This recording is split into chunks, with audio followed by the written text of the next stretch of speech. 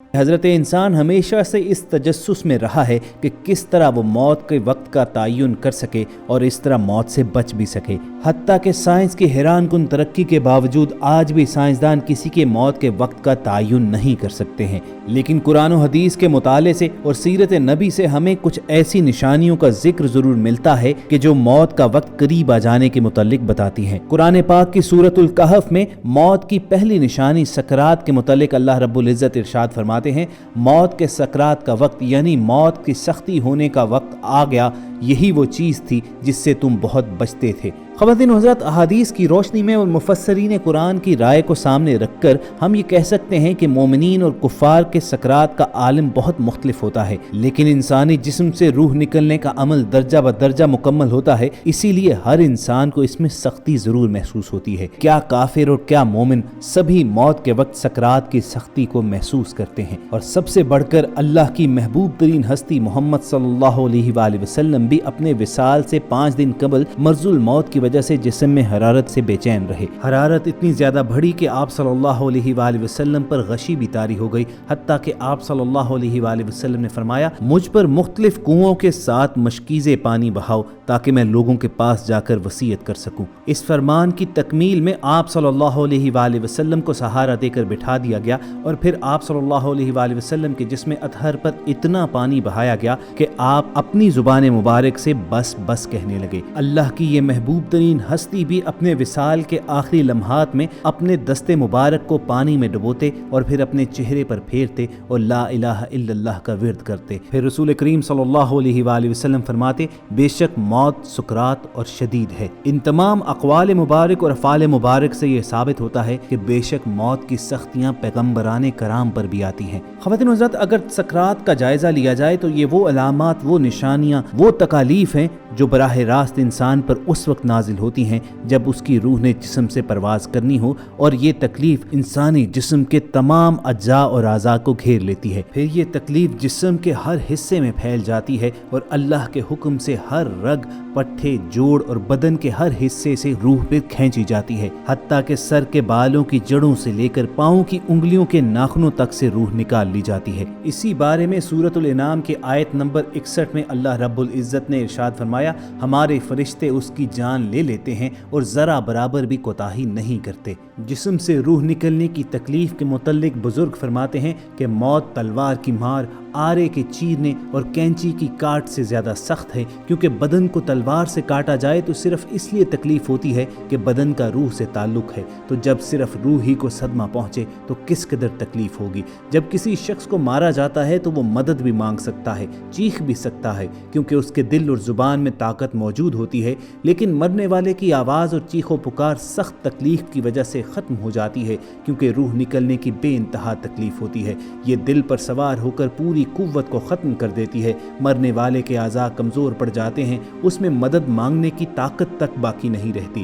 یہ تکلیف عقل کو بھی ڈھانپ لیتی ہے، اوسان خطا کر دیتی ہے اور زبان کو بولنے سے روک دیتی ہے۔ موت کے وقت انسان چاہتا ہے کہ روئے، چلائے اور مدد مانگے، لیکن وہ ایسا نہیں کر سکتا، اور اگر کچھ قوت باقی رہتی بھی ہے تو روح نکلنے کے وقت اس کے حلق اور سینے سے صرف آوازیں ہی سنائی دیتی ہیں۔ انسان کی رگیں کھینچ لی جاتی ہیں، حتیٰ کہ آنکھوں کے ڈیلے پلکوں کی طرف اٹھ جاتے ہیں، ہونٹ سکڑ جاتے ہیں، زبان اپنی جڑ کی طرف کھنچ جاتی ہے اور انگلیاں نیلی پڑ جاتی ہیں۔ ایسے بدن کا حال نہ پوچھو جس کی ہر رگ کو کھینچ لیا گیا ہو۔ پھر ایک ایک کر کے ہر عضو میں موت واقع ہوتی ہے۔ پہلے اس کے قدم ٹھنڈے پڑتے ہیں، پھر پنڈلیاں اور رانیں ٹھنڈی پڑ جاتی ہیں۔ بدن کے ہر عضو میں نئی سختی اور شدت پیدا ہوتی ہے، حتیٰ کہ گلے تک نوبت پہنچ جاتی ہے۔ اس وقت اس کی نظر دنیا اور دنیا والوں سے پھر جاتی ہے، اس پر توبہ کا دروازہ بند ہو جاتا ہے اور اسے حسرت و ندامت گھیر لیتی ہے۔ جدید میڈیکل سائنس تو سکرات کی حالت کو نہیں مانتی، مگر ہم جانتے ہیں کہ یہ وہ وقت ہوتا ہے جب رخصت ہونے والا لینے آنے والوں کو محسوس کرنے لگتا ہے، دیکھنے لگتا ہے۔ ایسے موقع پر اس کے منہ سے کچھ ایسے الفاظ نکلتے ہیں جنہیں سن کر ڈاکٹرز کا کہنا ہے کہ اسے ایلوژن ہو رہی ہے، یہ ہیلوسینیٹ کر رہا ہے۔ جسم جب کمزور اور لاغر ہوتا ہے تو ایلوژنز ہوتی ہیں، ہیلوسینیٹ انسان کرتا ہے، مگر سکرات کا عالم ہیلوسینیشن نہیں ہے۔ اہل علم اس بات کو اچھی طرح جانتے जानते हैं कि मौत से कुछ अरसा पहले जब धड़कनें बेतरतीब हो जाती हैं, नब्ज़ को हाथ से महसूस करना मुश्किल हो जाता है, तो ये इशारा है कि ये अज़ा अपना वक्त पूरा कर चुके हैं और अनकरीब इसकी ज़िंदगी का चिराग बुझने वाला है। आखिरी वक्त तक इंसान की देखने और समात की हिस्स काम कर रही होती है। कुछ लोग ऐसे वक्त पर मरीज को कलमा पढ़ने पर मजबूर करते हैं, लेकिन एहसन फेल ये है कि मरीज के कानों के पास आहिस्ता आवाज़ में ये कलिमात अदा किए जाएं ताकि वो सुने, क्योंकि उसकी समात की हिस्सें काम कर रही होती हैं। और फिर वो वक्त भी आता है कि जब ये हिस्सियात भी ख़त्म हो जाती हैं, आंखों से ज़िंदगी का खात्मा हो जाता है और मरने वाले की आंखें खुली की खुली रहती हैं। मरने के बाद आंखें खुली रहने के मुतल्लिक साइंस तो इसका जो भी जवाब दे, लेकिन एक मुसलमान के लिए उससे बड़ा हिकमत अफरोज़ जवाब क्या हो सकता है जो आकाए दो जहां हज़रत मोहम्मद सल्लल्लाहु अलैहि वसल्लम ने दिया था। सही मुस्लिम की रिवायत है कि जब हज़रत अबू सलमा रज़ी अल्लाह तआला अन्हो का इंतकाल होने लगा तो रसूलुल्लाह सल्लल्लाहु अलैहि वसल्लम उनकी इयादत के लिए तशरीफ़ लाए। वो जानकुनी के आलम में थे। पर्दे की दूसरी जानिब कुछ ख़वातीन रो रही थीं। आप सल्लल्लाहु अलैहि वसल्लम ने फरमाया, मैयत की जान निकल रही होती है तो उसकी निगाहें परवाज़ करने वाली रूह का पीछा करती हैं। तुम देखते नहीं कि आदमी मर जाता है तो उसकी आंखें खुली रह जाती हैं।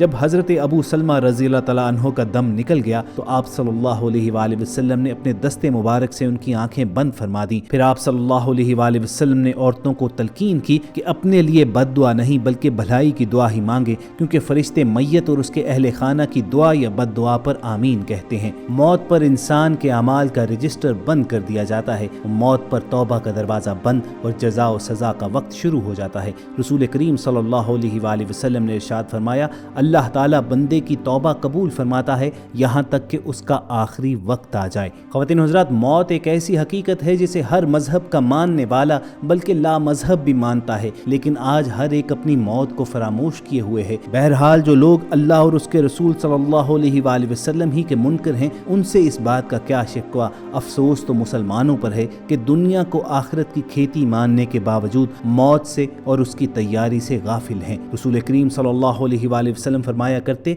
लज्जतों को तोड़ने वाली चीज को बकसरत याद करो। जब आपसे पूछा जाता कि लज्जतों को तोड़ने वाली चीज क्या है तो आप फरमाते मौत। लेकिन यहाँ पर यह भी याद रहे कि ये दुनिया दारुल अमल है। इसी दारे फना में रहकर दारुल बका की तैयारी करना ही इंसान का मिशन है। मौत की तमन्ना करना हिम्मत और जमा मर्दी के खिलाफ है और रसूल करीम सल्लल्लाहु अलैहि वसल्लम ने भी इसे ममनू करार दिया है। हज़रत अनस रज़ी अल्लाह तआला अन्हु बयान करते हैं कि रसूलुल्लाह सल्लल्लाहु अलैहि वसल्लम ने फरमाया, तुम में से कोई शख्स मुसीबत आने की वजह से मौत की तमन्ना ना करे, और अगर तमन्ना ही करनी है तो यूं अर्ज़ करे, ऐ अल्लाह, जब तक मेरे लिए ज़िंदगी बेहतर है तो जिंदा रख, और जब मेरे लिए मौत में बेहतरी हो तो मुझे मौत दे दे। अगर आपके दिल की भी यही आरजू है तो कमेंट सेक्शन में आमीन ज़रूर लिखिएगा। हमारी कोशिश होगी कि बहुत जल्द ऐसी ही इस्लामी और इस्लाही वीडियो के साथ दोबारा मुलाकात हो, और ये वीडियोस हासिल करने के लिए आप रेड बटन पर क्लिक करके और बेल आइकॉन को प्रेस करके हमारे चैनल के सब्सक्राइबर ज़रूर बनिए।